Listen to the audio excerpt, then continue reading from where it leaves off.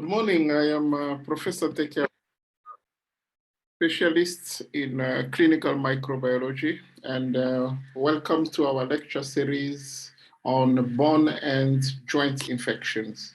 So we are going to have a series of 5 lectures addressing bone and joint infections. And we will also have a series of case studies in between. So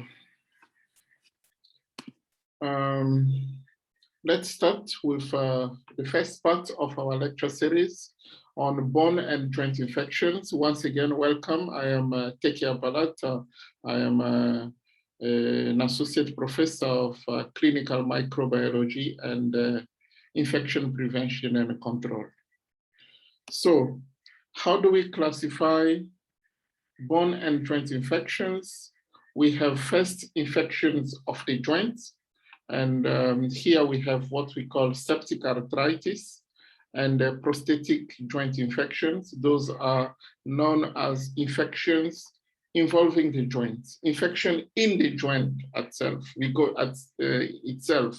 because when we will discuss what we call reactive arthritis, it's an infection that takes place somewhere else, but with an impact on the joint. So it's a reactive reaction in the joint, but there is no actual infection in the joint. So when we are looking at infection in the joint itself, we speak about septic arthritis or prosthetic joint infection. Then we have what we call osteomyelitis. Osteomyelitis, it can be acute or chronic, but those are infections involving the bone component. Those are infections involving the bone component. So I was saying that we have infection in the joint, septic arthritis and prosthetic joint infection. And we have osteomyelitis. Those are infections involving bone component. And we have aseptic or reactive arthritis. So here there is no infection in the joint. The infection is probably somewhere else, but as a result of hypersensitivity reactions, then the joint gets involved as a result of hypersensitivity reactions. Okay. So in this first part, we will mainly focus on septic arthritis. So septic arthritis is usually caused by a bacterial infection. So it's usually bacterial. It's a suppurative, purulent, infectious arthritis, okay? And it's typically monoarticular, so it mainly involves one joint.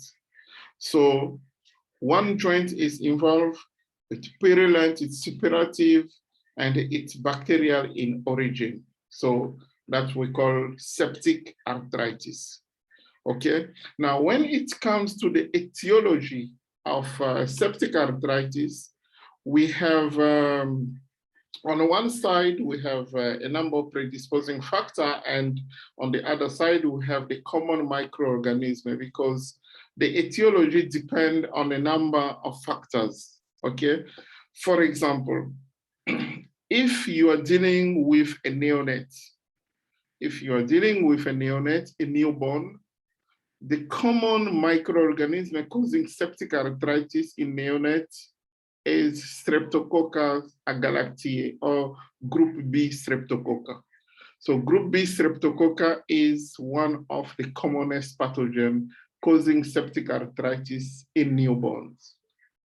Okay, but if you are dealing with children and adults, you need to think of Staphylococcus aureus. Staphylococcus aureus is the leading microorganism causing septic arthritis in big children and adults.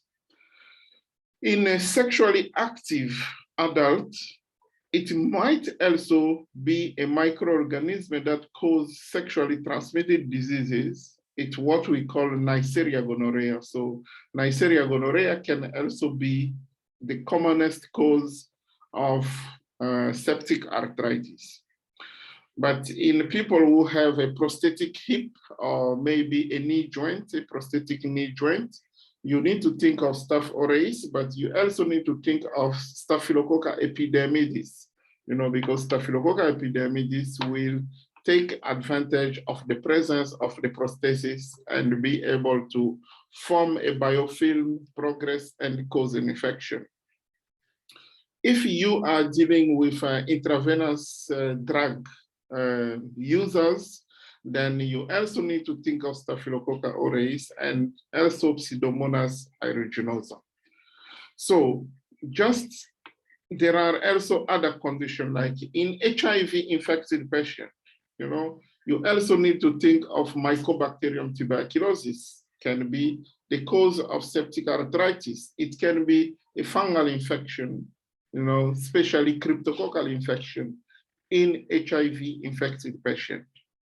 In unvaccinated children or children who did not respect their immunization program, instead of just thinking about Streptococcus galactiae, but you can also think of Haemophilus influenza type B, or even Streptococcus pneumoniae, because usually when the child receive or respect the vaccine program, they are covered for Haemophilus influenza type B and Streptococcus, but when the immunization program for vaccination was not respected, then you need to think of those pathogens as being able to cause septic arthritis. So when you are asked about a question about the microorganism causing septic arthritis, you need to break it down according to the age or according to a number of predisposing factors.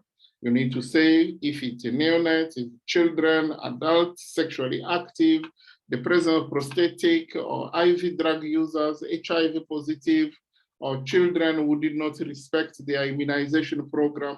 Those are the commonest pathogens. So this is the way you have to approach this kind of a question.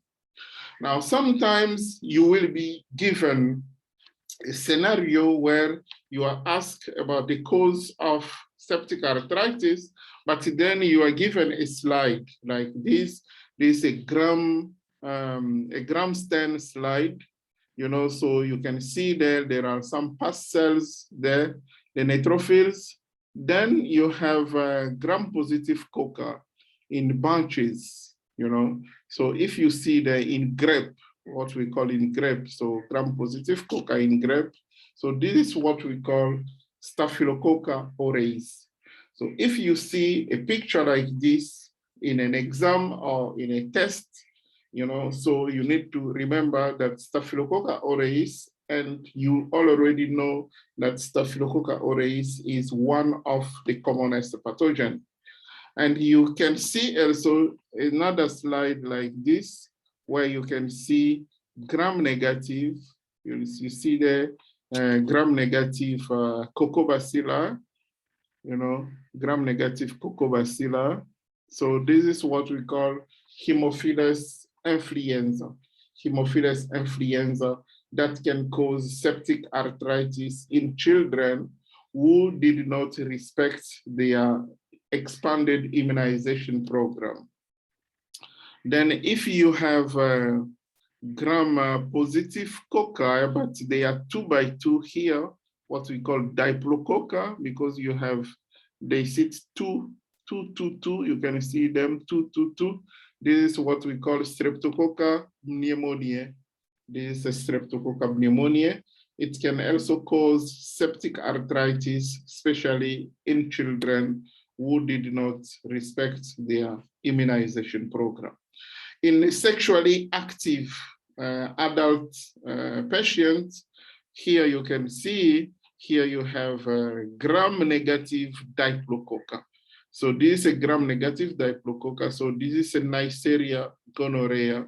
Neisseria gonorrhea, it's a gram-negative diplococca. Don't confuse gram-negative diplococca, that is Neisseria gonorrhea, with gram-positive diplococca, that is Streptococcus pneumoniae. So you can see this is a gram-positive diplococca,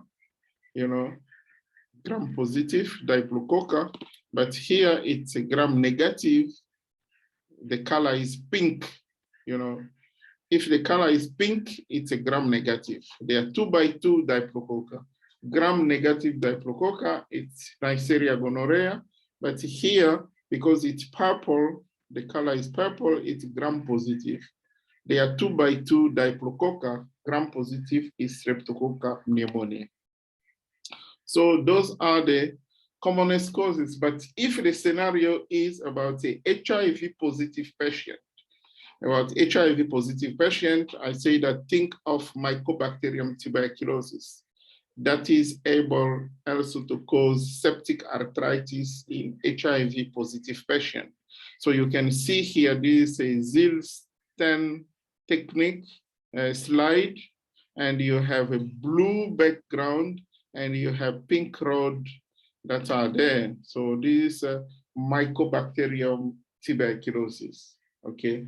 So those are the commonest scenarios that you can receive during your test or during your exams regarding the commonest pathogen. So I've said that we can ask the question in different ways. We can ask you the commonest pathogen. You don't just need to list them, you need to break down according to the age and the predisposing factor. Or in an ongoing practical exams, we can also just give you the slide and you have to interpret to know what the commonest cause is. Now, what are the joints involved? The joints involved in 40 to 50% of cases, knee joints are involved. So it's mainly the knee joint in almost half of the cases, and in a quarter of the cases, the hip. The hip and the joint are the commonly involved. It can involve, we say it's monoarticular. So it can be either one hip of one side or one knee of any of the side, because those are the weight-bearing joints. They are highly involved because they are the weight-bearing joints. And in infants and very young children, the hip is most commonly involved joint. So the hip is the most commonly involved joint, especially in children, okay? In infants, in very young children. We can also have cases involving shoulders or ankles or elbows or the wrists, in 10% of the cases. You can have other joints, but it's mainly knee and hip. Okay, so what is the pattern of joint involvement? Septic arthritis, we have said that 85 to 90% are monoarticular, that's what we say. But usually if Staphylococcus aureus is the cause, sometimes you can have more than one joint. So usually it's the infection involves one joint, but if more than one joint are involved and you suspect septic arthritis, think of Staphylococcus aureus, because Staphylococcus aureus is able to produce an enzyme that we call coagulase, that leads to the clot formation, and that clot can become infected and then move and go and settle in a different joint. So you need to think of that. But some others can also be polyarticular. Those that can also cause polyarticular arthritis. It's mainly gonococcal disease, gonococcal disease. But other than that, all others like your viral infection, Lyme disease, reactive arthritis, those are the ones that can be polyarticular. But classic septic arthritis, it's in many cases, in up to 90% of cases, it's monoarticular, except maybe if the infection is caused by Staph aureus or sometimes gonococcal diseases. Okay, so group B streptococca most commonly infect the sacroiliac and sternoclavicular joints. And the sacroiliac and the sternoclavicular, mainly it's in older age or in the diabetic patient. But In a newborn, where we say group B streptococci, it's common, it's usually the hip that is involved. Okay, so what is the pathophysiology of septic arthritis? First, the route of transmission. How do people get infected? It can be either through direct inoculation. It means that maybe through a trauma, or you come into contact with the microorganism, so it's through direct inoculation. Or it can be through hematogenous, through blood. It means that you can have septicemia or bacteremia, maybe due to Staphylococcus aureus, or patients who are sexually active can have disseminated gonococcal infections. Okay, so that is also hematogenous. Or it can be through a contiguous spread. A contiguous spread, it means that you can have an underlying, adjacent osteomyelitis. The bone is infected, then from there, contiguously, you have an infection that is progressing to affect the nearest joint. Okay, it can be through a contiguous spread, or it can be an infection that is facilitated through the migration of macrophages, like your tuberculosis and the brucellosis. Brucellosis is a zoonotic infection, or tuberculosis that is caused by Mycobacterium tuberculosis. Those microorganisms can be taken up, by macrophages, and they are able to spread and go and settle in a specific joint and able to cause a septic arthritis. So you can see here, one is through hematogenous spread. You can see here through venous, blood supplies, the infection can spread. Or it can be a dissemination from osteomyelitis. So you can have a bone infection here. Then from here, you have a contiguous spread toward the nearest joint. Or you can have an adjacent soft tissue infection that also contiguously spread to the nearest joint. Or you can have a diagnostic or therapeutic measure, like here. Let's say you were injecting, a product intra-articularly, and during that process, if you did not disinfect the area very well, then you can infect the person when you are giving an injection. Or then here you have a penetrating damage. This is now direct contact. Okay, so there is a trauma or any puncture where microorganisms are directly introduced. So those are the 5 major routes through which the infection can start, through which septic arthritis can start. Then this will follow up with bacterial infections, that will lead to the damage to articular cartilage. And depending on a specific microorganism, each microorganism will release a number of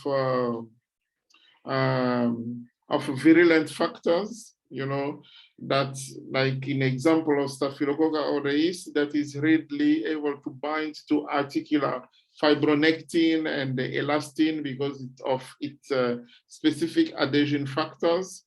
Then it will produce what we call the chondrocyte protease that will start damaging the articular cartilage and stimulating the neutrophil response at the site of infection, and you have an inflammatory response with pus formation at the site of infection.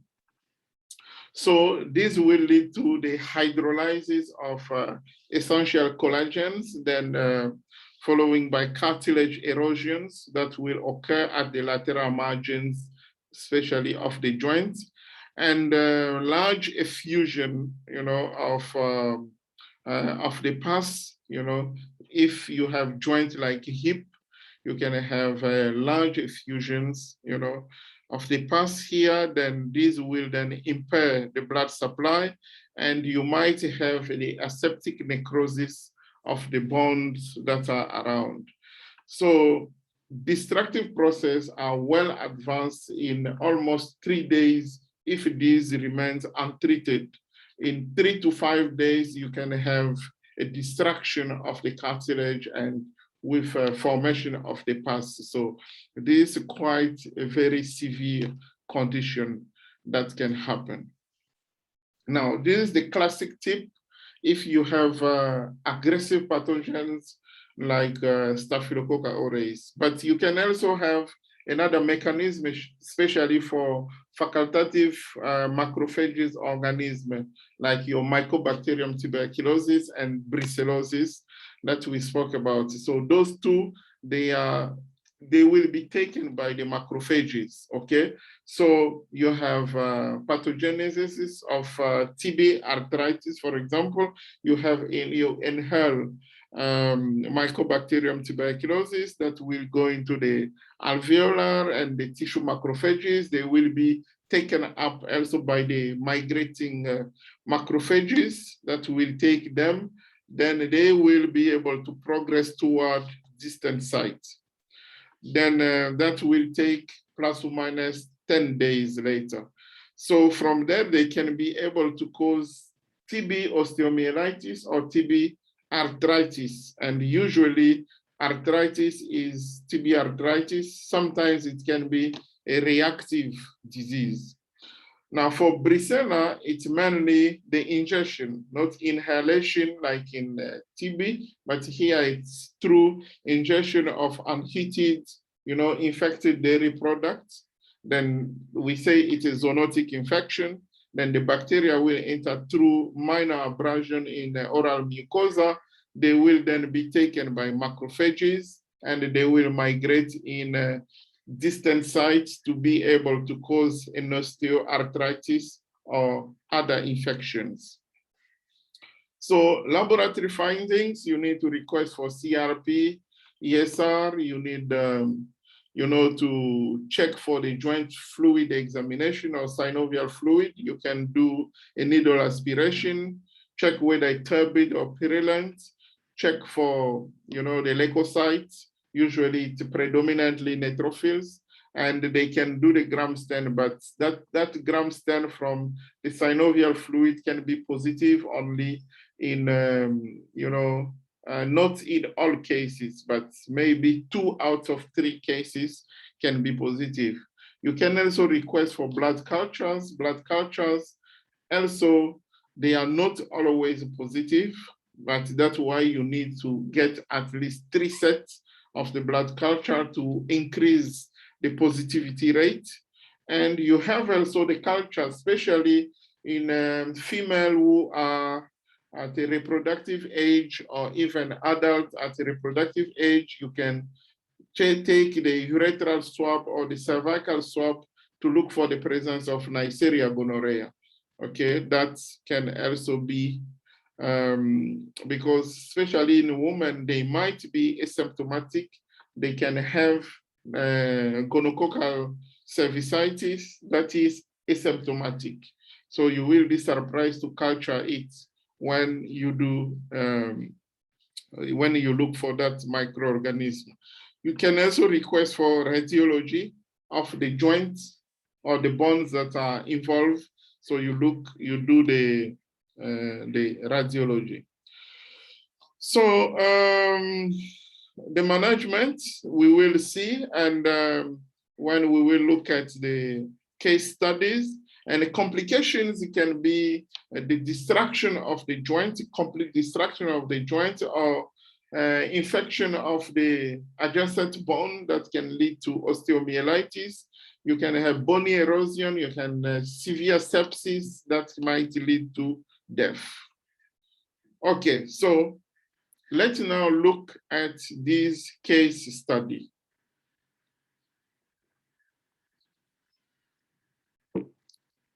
Let's look at this case study. We have a 9-year-old boy, 30 kgs, presented with fever, okay? 9 years.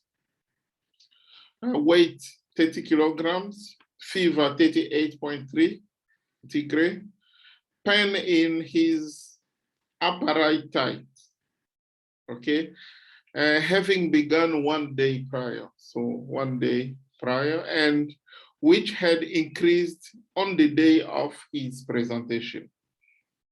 Okay, so 9-year-old boy, it's very common, you know, around that age, children like playing soccer on the ground, and they can usually sustain a trauma without even noticing it, okay? Now, the parents also reported the pain was sudden in one sense, and there was restriction in the movement. Birth history was normal and uneventful. There was no history of trauma, and it's common not to have actual history, because sometimes they don't even remember they have been playing or they sustained a trauma somewhere during when they were playing. So in many cases, there will be no history of trauma. Now on physical exam, what was revealed is that there was a right anterior superior iliac spine at lower level. Flexion of the adduction altitude was observed, anterior joint line tenderness over right thigh, and painful extension of the hip, and flexion with painful external rotation and internal rotation, okay? And no distal neurovascular deficit was reported. So those are the findings from the physical examination. So you know that the right thigh is involved, and when you have to examine, you know, that limb, you know, the type of exams, physical exams that you have to do. Okay, so then those are the laboratory results that were done. So here you have all the lab results. So the result from this patient, and here you have the reference values. So in the test, sometimes you will not be given the reference values, you know, so you need to be able to know those reference values. So C-reactive protein, you can see that the CRP and the ESR, they are both elevated. It means that there is a massive inflammatory response. There is an inflammation, you know, and hemoglobin level, you can see that it's low, it's very low, and the MCV, it's also very low, so you are probably dealing with a microcytic anemia. So this child is presenting with microcytic anemia with a serious inflammatory response.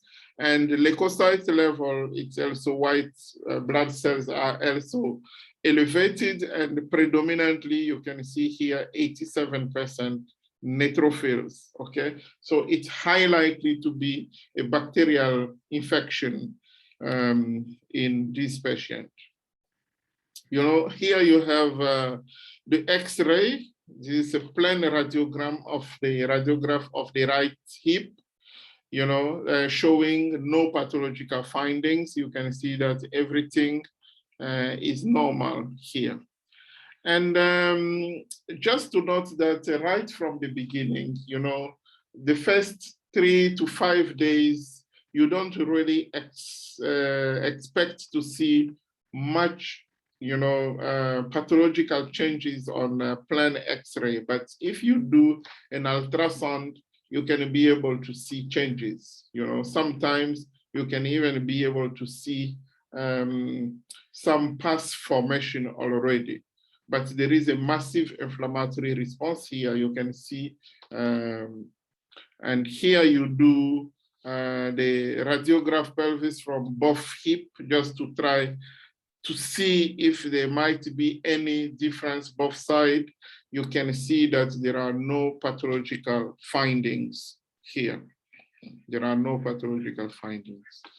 So at the early stage, it's better to do an ultrasound, and the ultrasound of the right hip joint showed a mild increase in the joint space of the right hip joint. That's what you expect, you know, in the first 5 days from the right as compared to the other joints. So that indicates the sign of inflammation, okay? So you can see that there is a mild increase in the joint space. So the joint space, you know, it's closing slowly. So due to functional limitation and pain and the elevated CRP and the leukocytes, the decision was then taken for arthrotomy and the debridement of the right hip.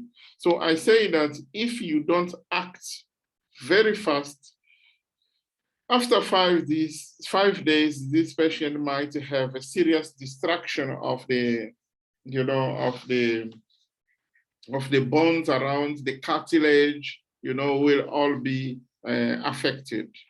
So what you do, they did is that the hip was aspirated. They use a 16 G needle just to try to do an aspiration, you know, to try to confirm the presence of the pus. And after showing that there is something accumulated on the joint, then they went to theater. They did an incision of about 10 centimeter posterior and lateral hip of greater truncator, and about 5 centimeter up to proximal femur was done. And the pus welled out into the wound. That's where they have to visualize that, and that was then drained. That pus was drained. And the capsule was retracted, and the irrigation with normal cell line was done. And they also took a piece of synovium for biopsy.